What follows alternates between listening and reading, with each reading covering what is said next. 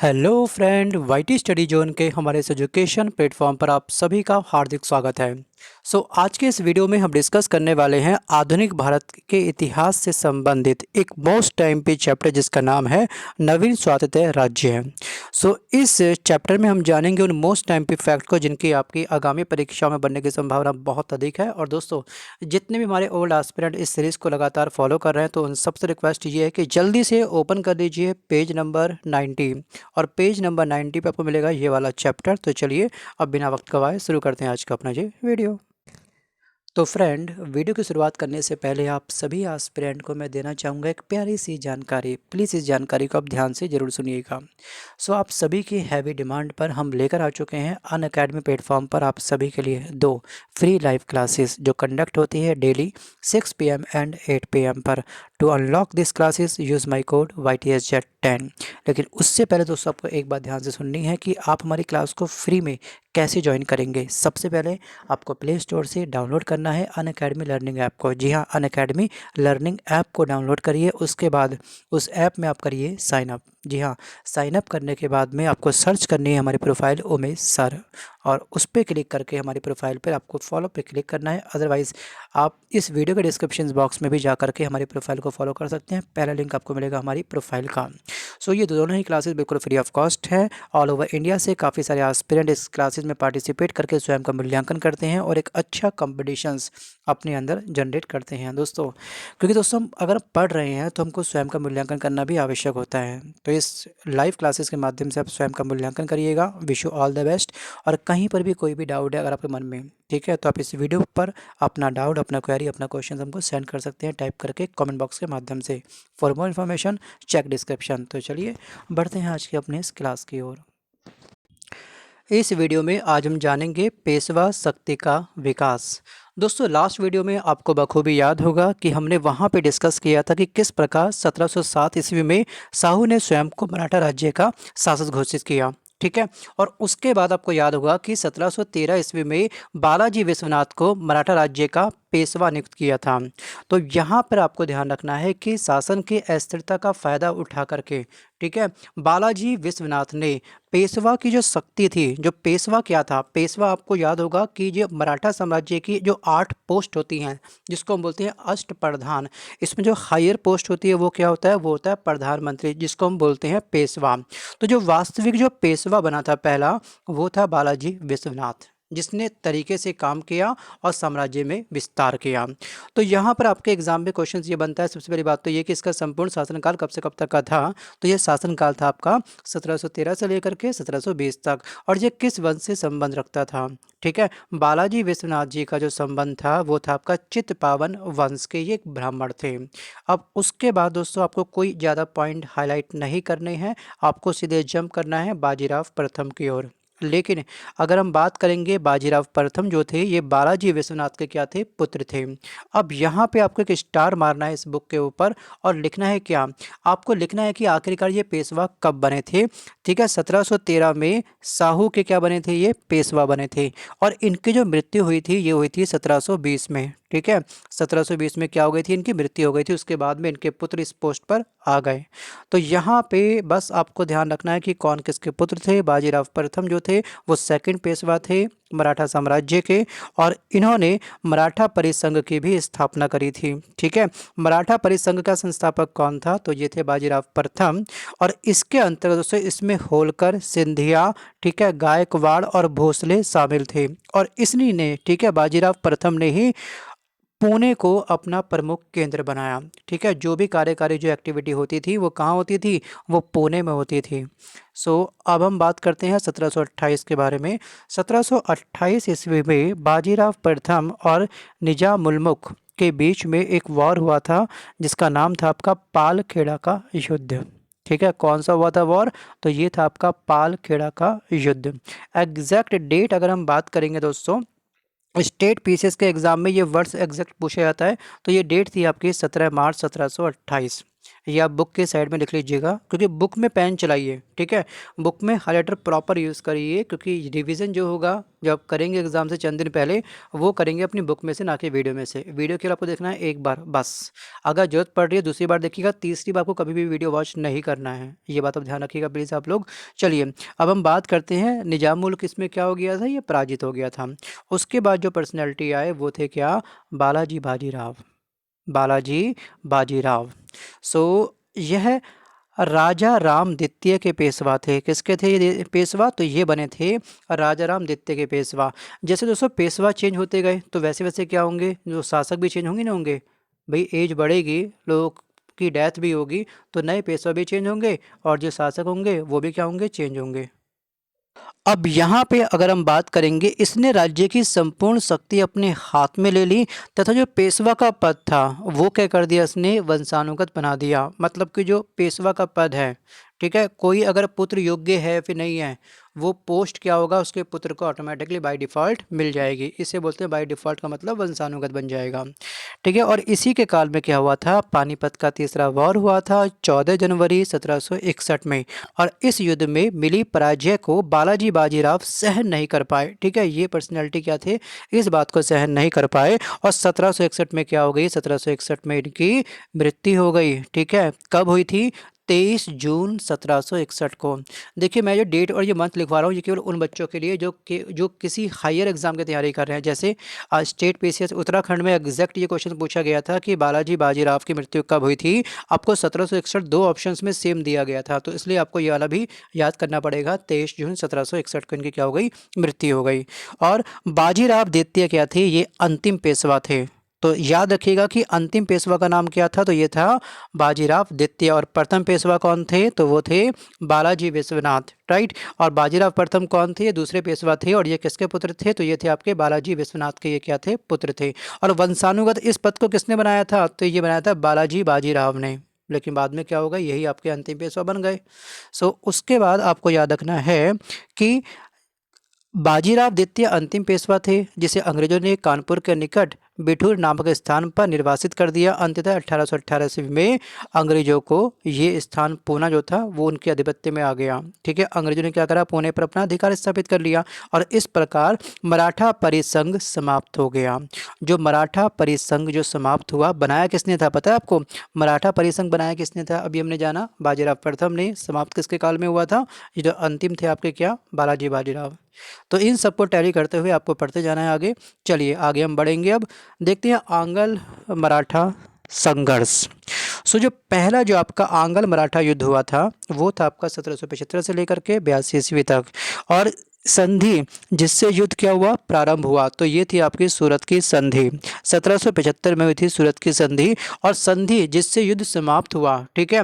क्या होता है कि कॉम्प्रोमाइज़ करना पड़ता है युद्ध में भी। अगर आपके पास में सेना नहीं है, आप युद्ध में लगे पड़े, तो आप अपना साम्राज्य अपने हाथ से गंवा सकते हैं, तो तय है, ठीक है। अगर आप अधपग की तैयारी से कुरुक्षेत्र में उतरोगे तो क्या होगा, आपकी हार निश्चित है। तो कभी कभी ऐसा होता है कि सामने वाले की पावर अधिक होती है, वो हमको कमजोर करना स्टार्ट कर देता है, तो हम अपना सब कुछ खोने से ज़्यादा बेस्ट है कुछ संधि कर लें, कुछ ट्रीटी कर लें। तो ऐसे ही इन्होंने भी किया।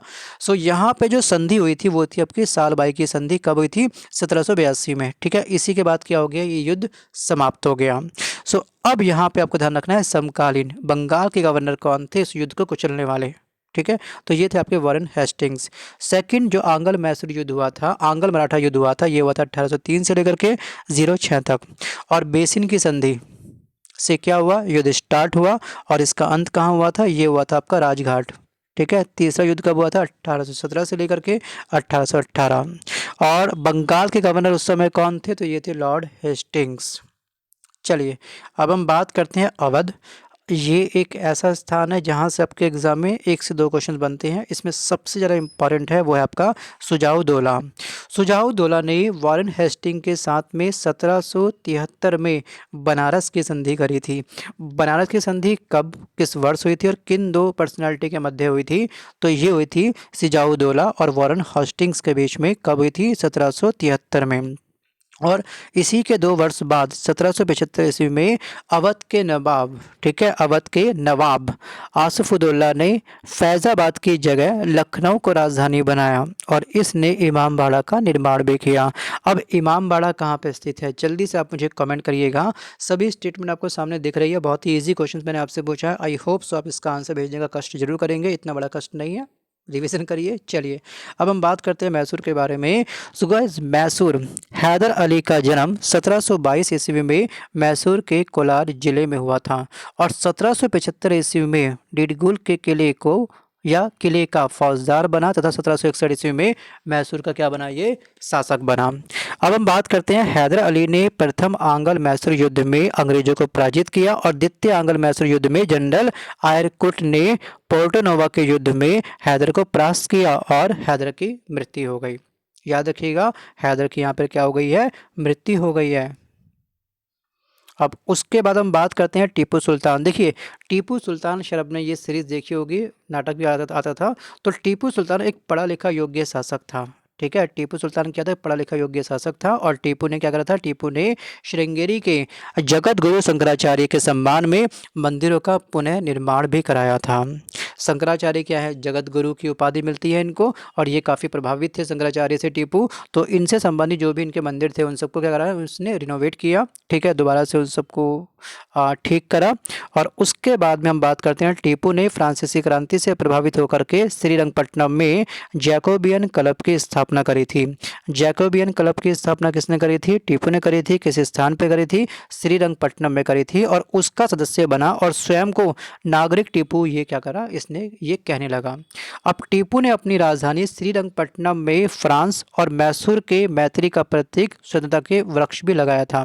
सो यहाँ पर आपको दोस्तों इतना याद नहीं रखना, लेकिन फिर भी स्टेट पीसीएस में खास तौर पे लेखपाल के एग्जाम में क्वेश्चन पूछा गया था कि आखिरकार दोस्तों फ्रीडम का वृक्ष पहली बार किसने लगाया था श्रीरंगपट्टनम में, तो ये लगाया था टीपू ने।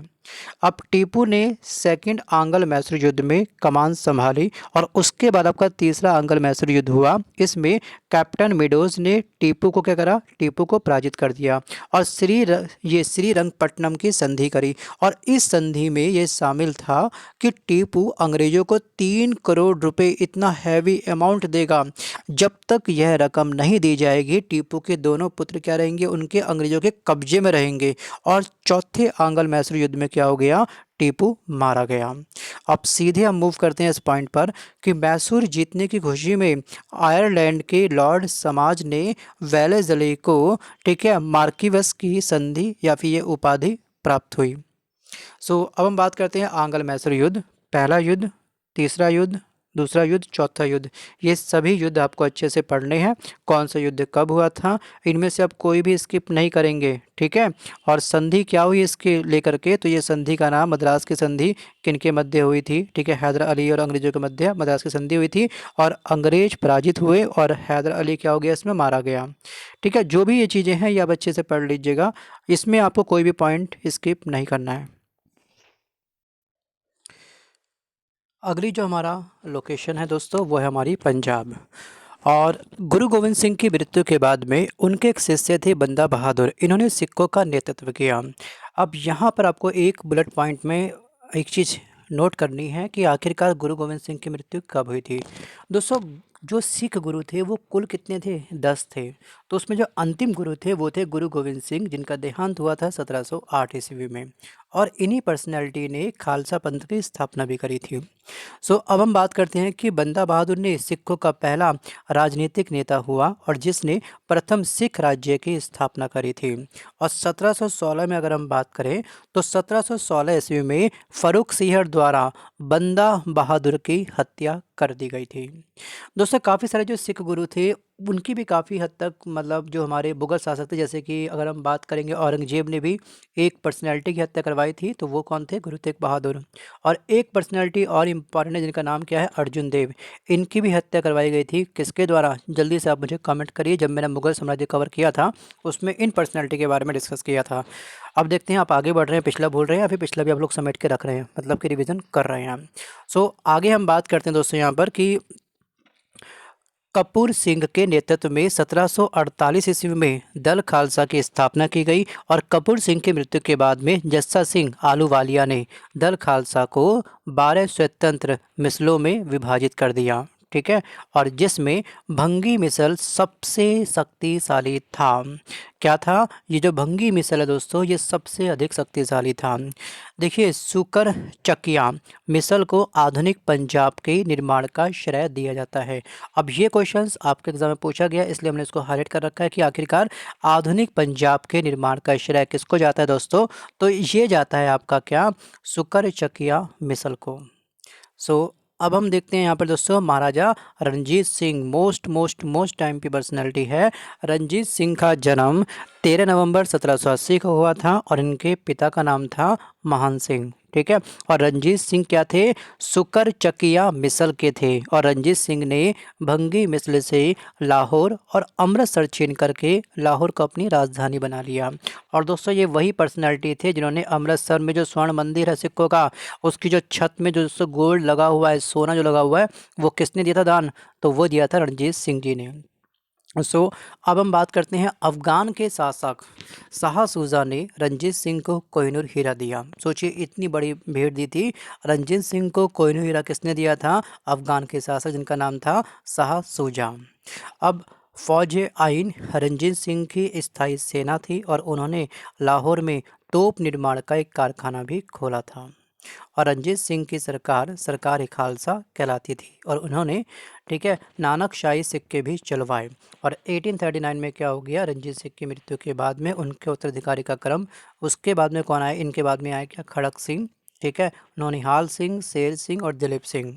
ठीक है, ये इतने इंपॉर्टेंट नहीं है इसलिए हमने इसको हाईलाइट नहीं करा। आपको सिंपल याद रखना है कि रणजीत सिंह ने क्या क्या कार्य किए, कब इनका जन्म हुआ, पिता का नाम और इनका स्वर्गवास कब हुआ। अब हम बात करते हैं यहाँ पर दोस्तों आंग्ल सिख मैसूर युद्ध में। केवल आपको ध्यान रखना कि कौन सा युद्ध किस वर्ष तक चला, ड्यूरेशन क्या थी, ये सभी किसके मध्य हुआ था। अगर आप ये याद नहीं भी करेंगे तो भी चलेगा, क्योंकि एग्जाम में ये फैक्ट नहीं पूछे जाते हैं, ना ही पूछे गए हैं। आगे पूछे जाएंगे, कुछ कह नहीं सकते, लेकिन फिर दोस्तों स्टेट पीसेस वाले ये सभी फैक्ट एक बार पढ़ेंगे जरूर। जो वनडे एग्जाम की तैयारी कर रहे हैं, ठीक है, वो अगर ना भी पढ़ें तो भी चलेगा। अब हम बात करते हैं बंगाल के बारे में। देखिए, स्वतंत्र बंगाल की स्थापना 1717 ईस्वी में मुर्शिद कुली खां ने करी थी। किसने करी थी? मुर्शिद कुली खां ने करी थी। उसके बाद सीधे मूव करते हैं सिराजुद्दौला के बारे में। सिराजुद्दौला दोस्तों 10 अप्रैल 1756 को बंगाल का नवाब बना और इसी के काल में घटना हुई थी। वो घटना क्या थी? 20 जून 1756, ठीक है, 20 जून 1756 को एक ब्लैक होल की घटना, काल कोठरी की दुर्घटना हुई थी, जिसमें 146 अंग्रेजों को बंदी बनाया गया था। ठीक है, और ये घटना 21 जून में, उनमें से मात्र क्या हुआ? 23 व्यक्ति ही जीवित रहे। सोचो, इतनी छोटी सी कोठरी थी, उसमें भर भर के लोगों को पैक किया गया, कमरे में ठूसा गया कह सकते हैं हम लोग, और दम घुटने से केवल मात्र दोस्तों 146 में से 23 व्यक्ति क्या रहे? जीवित रहे, बाकी सबकी डेथ हो गई इतनी बड़ी संख्या में। और ये घटना कब हुई थी? ये घटना हुई थी आपकी 20 जून 1756 को। अब अंग्रेजों ने पुनः कलकत्ता पर अधिकार कर लिया और 9 फरवरी 1757 को अंग्रेजों और नवाब के बीच में एक संधि हुई थी। दिस इज कॉल्ड अलीनगर की संधि। ठीक है, दिस इज कॉल्ड अलीनगर की संधि। किसके मध्य हुई थी? अंग्रेजों और नवाबों के मध्य। कब हुई थी? ये वर्ष आपसे पूछता है तो ये वर्ष आपका क्या? 9 फरवरी 1757। अब हम बात करते हैं प्लासी के युद्ध के बारे में। प्लासी का युद्ध आपका हुआ था 23 जून 1757 को। प्लासी ये बंगाल के नदिया जिले में भगीरथी नदी के बाएं किनारे पर अवस्थित है। ये एग्जैक्ट जो इसकी सिचुएशंस है ना, जो इसकी लोकेशंस है, कौन सी नदी के किनारे? भगीरथी नदी के बाएं किनारे पर स्थित कौन सा स्थान है? तो दोस्तों ये है आपका प्लासी। ठीक है, क्योंकि एग्जाम में स्टेट पीसेस में खास तौर पे UPPSC GS paper 1 prelims exam में क्वेश्चन नंबर था आपका 34 और ईयर था आपका 2011, वहाँ जो क्वेश्चन पूछा गया था। आगे हम बात करते हैं कि इस युद्ध में अंग्रेजी सेना का नेतृत्व क्लाइव ने किया और नवाब सिराजुद्दौला की सेना का नेतृत्व मीर जाफर ने किया था, यार लतीफ़ खां और राजा दुर्लभ राय ने किया। और उसके बाद ध्यान रखना, वो प्लासी के युद्ध के समय आलमगीर द्वितीय क्या हुआ? मुगल बादशाह था। सिराजुद्दौला, देखिए, सिराजुद्दौला की मृत्यु के बाद में क्लाइव ने 30 जून 1757 में मीर जाफ़र को बंगाल का गवर्नर बनाया।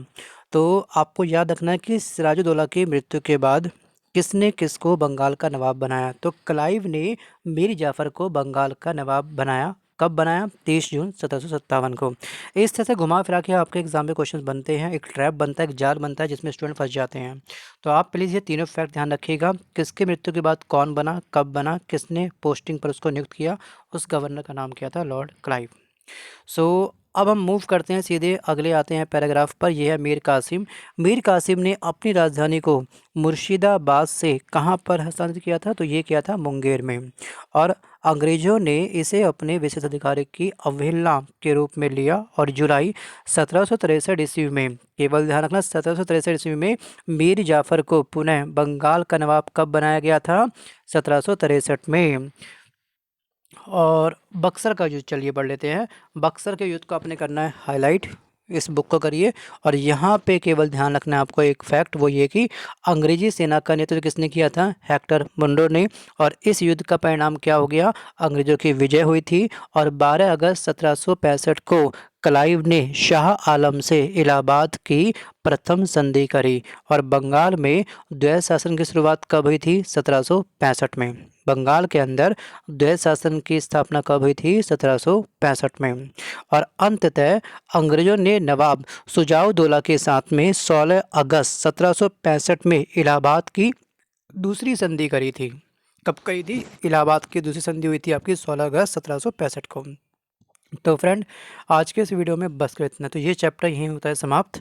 तो नेक्स्ट वीडियो में मिलते हैं बहुत ही जल्द। अगर ये वीडियो पसंद आया तो वीडियो को लाइक करिए, अपने फ्रेंड्स को शेयर करिए। अगर आपने प्रीवियस सीरीज अब तक नहीं देखी है, बुक आपके पास में नहीं है, तो बुक को आप लोग मार्केट से लाइए, बुक को करिए अंडरलाइन, हमारी प्लेलिस्ट को फॉलो करिए, crown GK book new edition, ये आपको मिलेगी प्लेलिस्ट। उसके हर एक वीडियो को देखिए और अपने कॉन्फिडेंस को बूस्ट करिए। धन्यवाद।